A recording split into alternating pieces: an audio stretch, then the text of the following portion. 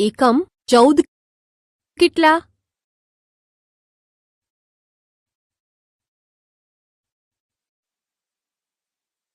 બાળમિત્રો, આપણે હસતા રમતા ભણતા ગયા, એમ સમય પણ પસાર થઈ ગયો.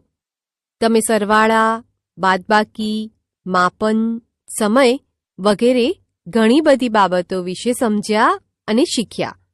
ચાલો હવે એમાંથી તમને કેટલું યાદ રહ્યું એ જોઈએ. સંખ્યા લખો. દોસ્તો જુઓ, અહીં ખુલ્લી અને જૂથમાં લાકડીઓ આપી છે. તમારે એને ગણી અને આપેલી ખાલી જગ્યામાં લખવાની છે. આ લાકડીઓ ગણીએ 1, 2, 3, 4, 5 અને 6. ખાલી જગ્યામાં 6 લખો અને આ લાકડીઓ 1, 2, 3, 4, 5, 6, 7 અને 8. ખાલી જગ્યામાં 8 લખો. હવે લાકડીઓનું 10નું એક જૂથ આપ્યું છે અને ખુલ્લી પણ આપી છે. પહેલા આપણે ખુલ્લી લાકડીઓ ગણીએ. 1, 2, 3, 4, 5, 6, 7, 8, 9 અને 10. અરે વાહ! આ તો 2 10ના જૂથ થયા. 10 ને 10 20. પછી 10નું એક જૂથ છે અને ખુલ્લી લાકડીઓ છે 1, 2 અને 3. એટલે 10 પછી 11, 12 અને 13. ખાલી જગ્યામાં 13 લખો. કેટલા મણકા? બાળમિત્રો, જેમ લાકડીઓની ગણતરી કરી અને સંખ્યા લખી, એવી રીતે અહીં આપેલા મણકાની ગણતરી કરી એની સંખ્યા આપેલી ખાલી જગ્યામાં લખવાની છે. આ મણકાની સંખ્યા કેટલી હશે? આપેલા મણકામાં 3 10ના જૂથ છે. 3 10ના જૂથ એટલે 3 દશક. 3 દશક એટલે 30. અને ખુલ્લા કેટલા મણકા છે? સરસ! 2 મણકા છે. 30 પછી 31 અને 32.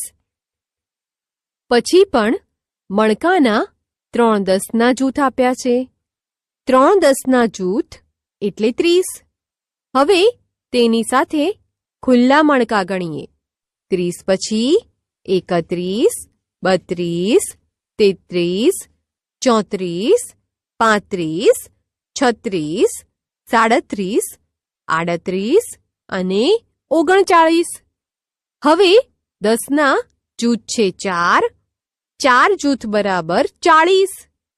40 પછી 41, 42 અને 43. કિંમત કહો. મિત્રો, અહીં આપેલું ચિત્ર જુઓ.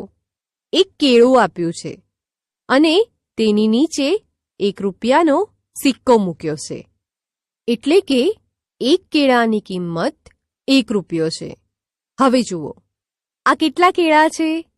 1, 2 અને 3. દોસ્તો, એક કેળાની કિંમત 1 રૂપિયો હોય તો આ 3 કેળાની કિંમત કેટલી થાય? 1 કેળાનો 1 રૂપિયો, 2 કેળાના 2 રૂપિયા અને 3 કેળાના 3 રૂપિયા. ખાલી જગ્યામાં 3 રૂપિયા લખો.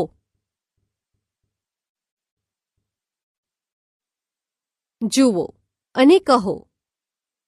આ ચિત્ર જુઓ. આ છોકરીએ પોતાની પાસે રહેલા કાગળમાં એક સંખ્યા લખી છે.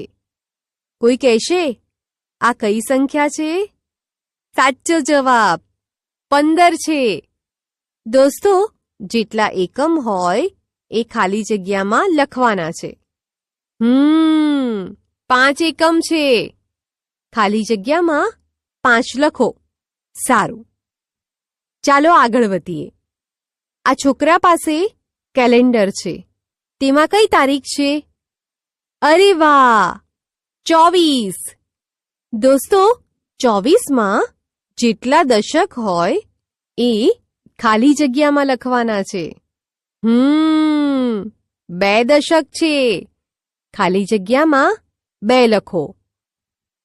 હવે આ છોકરા પાસે લખ્યા છે 13 અને આ છોકરીએ પાટિયામાં લખ્યા છે 26. મિત્રો, 13 અને 26 બંનેમાંથી કઈ સંખ્યા મોટી? દોસ્તો, જેનો દશક મોટો એ સંખ્યા મોટી.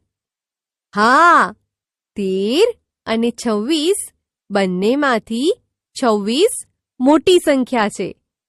13 નાની સંખ્યા છે. હવે આ ચિત્ર જુઓ. આ વાડામાં કેટલીક બકરીઓ બેઠી છે. કોણ ગણી બતાવશે? 1, 2, 3, 4 અને 5. 5 બકરીઓ છે. થોડી વાર થઈ પછી 5માંથી 2 બકરી ચાલી ગઈ. તો વાડામાં હવે કેટલી બકરીઓ વધી હશે? 5માંથી 2 બકરી ચાલી ગઈ તો વાડામાં 3 બકરીઓ વધે. ખૂબ સરસ.